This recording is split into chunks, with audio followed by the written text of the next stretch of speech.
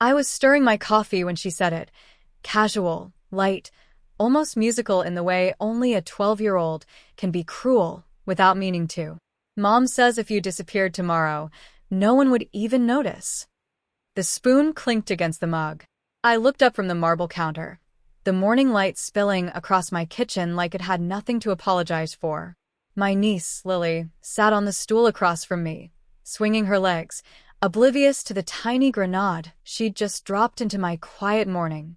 I smiled, the kind of practiced, polite smile that hides everything. Oh, Your mom says that. She giggled, nodding, her ponytail bouncing. yeah. But I told her that's not true. I'd notice. For a moment, I didn't breathe. The warmth from my coffee seeped into my palms, but my chest felt cold. Across the room, my phone buzzed. Another email, another meeting reminder. The life I'd built, the one no one in my family ever asked about, pulsed quietly on the screen. Lily, I said softly, tell your mom I'm doing just fine. She shrugged, turning back to her cereal, already lost in some cartoon on her tablet. But I couldn't. My mind had already gone back to the last time I saw her mother, my sister, and the words that made me walk away for good. It's funny how one small voice can echo the pain you thought you'd buried years ago. I was 23 when I left home. It wasn't planned. It never is. I remember the night vividly, the suffocating tension in my mother's kitchen, the smell of overcooked pasta, the hum of the old refrigerator that filled the silence between words no one dared to say out loud. My sister, Melissa, had just landed a promotion at her law firm, and the house was buzzing with her laughter, her success. Then there was me, the disappointment, the one who quit her stable job to chase something as ridiculous, as frivolous, as graphic design. Emma, my mother had said, setting down her wine glass, you can't keep pretending this art thing is a career. You need to grow up. Melissa smirked. She's waiting to be discovered, Mom. Like one of those Instagram people. Their laughter stung, light and effortless. I tried to swallow the words forming in my throat, but they came out anyway. I don't need to be discovered. I just need to believe in something that's mine. Melissa rolled her eyes. You always say that, but what do you have to show for it? Nothing. You live in your head, Emma. The words hit harder than I expected. Maybe because they were true, at least then. I'd been scared to fail, scared to be seen trying. Grandma's old locket brushed against my collarbone as I stood. She'd given it to me the day she passed, small, silver, etched with her initials. For when you forget who you are, she'd whispered. That night, I packed a single suitcase and left before dawn. No tears, no dramatic goodbye. Just silence, and the soft click of the front door closing behind me. I remember gripping that locket so tightly it left a mark on my palm. I had no plan, no savings, no promises. Only the echo of my sister's laughter and my mother's sigh following me out into the dark. As the bus pulled away from the only home I'd ever known, I looked out the window at the shrinking porch light. For the first time, I wasn't running from them. I was running toward myself. And I swore one day they'd see exactly who I became. The first few years were brutal. Dreams don't bloom easily in cheap apartments with flickering lights and peeling wallpaper. I worked 2 part-time jobs, mornings at a coffee shop, nights cleaning offices, and spent whatever hours were left sketching designs on an old tablet that froze every 10 minutes. There were nights I cried quietly into my pillow, wondering if my mother had been right. Maybe I was chasing something that wasn't meant for me.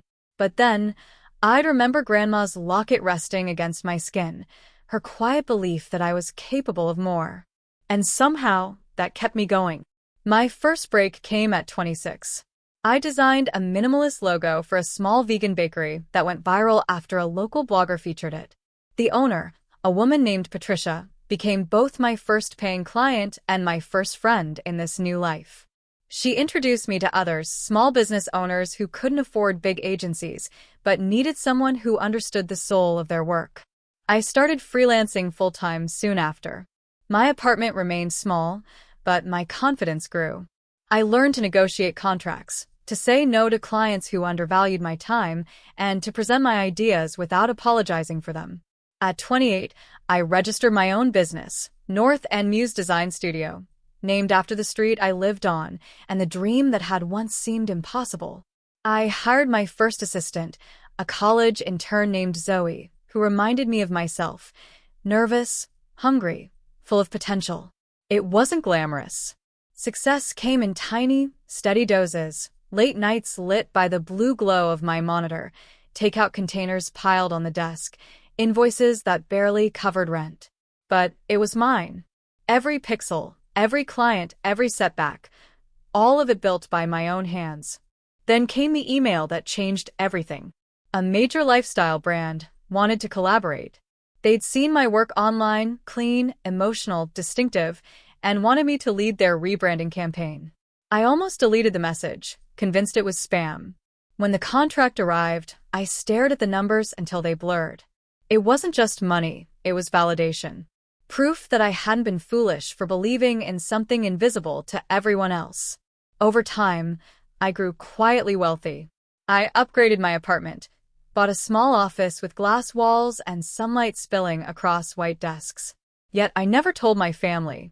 I didn't post flashy updates, didn't call to boast. Part of me wanted them to wonder. Another part, the deeper, more honest part, wasn't ready to reopen those wounds. So I stayed silent. I built my world quietly, like a secret garden no one knew existed. Until that morning in my kitchen, when Lily repeated her mother's words sharp enough to slice through years of distance, and I realized maybe it was time to let them see what they'd chosen not to notice. 2 weeks after that breakfast with Lily, I found myself driving down the familiar winding road to my hometown, a place that looked exactly as I'd left it. The same white fences, the same cracked sidewalks, the same ghost of my younger self lingering at every corner. Melissa had invited me, reluctantly, I assumed, to our mother's birthday dinner. Her text had been short and polite. "Mom would appreciate it if you came. 6 p.m. Don't be late." I almost said no. But something in me, maybe that old ache for closure, said yes. When I pulled into the driveway, Melissa's SUV gleamed beside my vintage black Porsche. I caught her staring through the window as I stepped out, her eyes narrowing just slightly. I wore a fitted navy dress, gold earrings, and my grandmother's locket, still polished, still close to my heart. Inside, everything smelled of baked chicken and rosemary. The laughter stopped the moment I entered. "Emma," my mother said, standing awkwardly near the counter. "You look well." I smiled. "Thank you, Mom." "Happy birthday." She hesitated before hugging me, the kind of hug that says we share blood, but not warmth. Melissa appeared from the dining room, her expression measured. "You made it. I wasn't sure you'd actually come." "Neither was I replied, my tone light. Dinner was a theater of politeness, forced smiles, half-hearted compliments, questions laced with quiet judgment. They asked what I'd been up to, as if I'd been living under a rock. I gave vague answers. Keeping busy, working on a few projects. Melissa laughed. "Still doing that little design thing?" I looked at her. The same confidence, the same superiority that once made me feel small. But not anymore. "Yes," I said evenly. "Still doing that little design thing." Lily, ever the curious one, spoke up. "Aunt Emma's house is so cool. It has a piano and a room with all these computers." Melissa frowned. "Piano? Computers?" I reached into my bag, pulling out a small, sleek folder. "Actually, I brought something for Mom.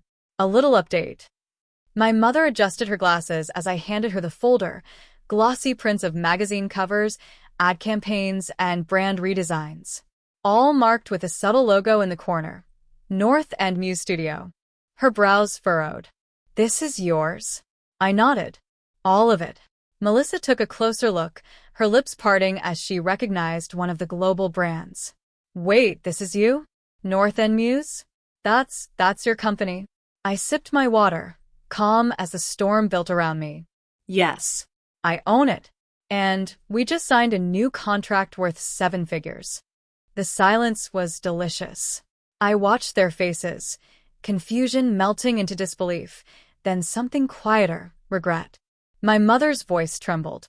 "Emma, why didn't you tell us?" I met her eyes. Because you never asked. Melissa sat back, pale. I didn't know. You weren't supposed to, I said gently. You told me once I lived in my head. Turns out, that's where the future was being built. No one spoke after that. Even Lily seemed to sense the shift, her innocent eyes darting between us, as if she could feel history rewriting itself in that very room. I stood, smoothing my dress. You know, Melissa, you were right about one thing. I did disappear. But maybe that was the only way you'd ever notice me. For once, she had no comeback. Only silence. As I walked toward the door, the air felt lighter, the weight years old lifting from my shoulders.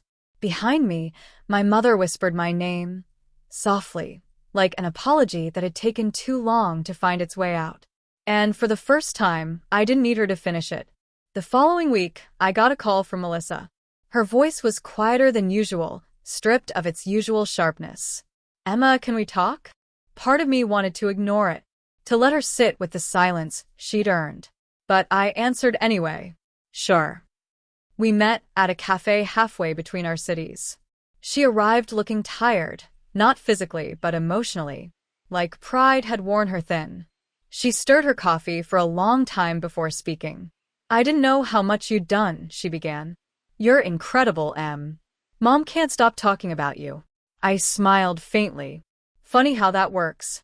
People start talking once they realize you're worth mentioning. She winced. I deserve that. I leaned back in my chair, watching her carefully. Why are you really here, Melissa? She sighed. Things haven't been great.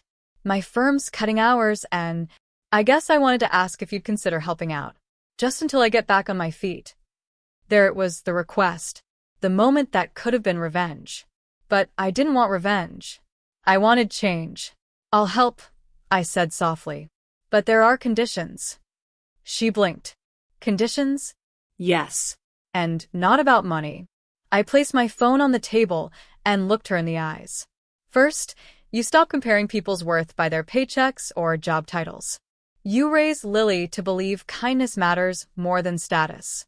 She shouldn't ever think someone could disappear without mattering. Melissa swallowed hard, her eyes glistening. Second, I continued, you start creating something for yourself, something that isn't about competing with me or anyone else. Paint, write, garden, I don't care. Just find something that makes you proud for the right reasons. She nodded slowly, her fingers trembling as she reached for her cup. And last, I said, my voice gentler now, you forgive yourself.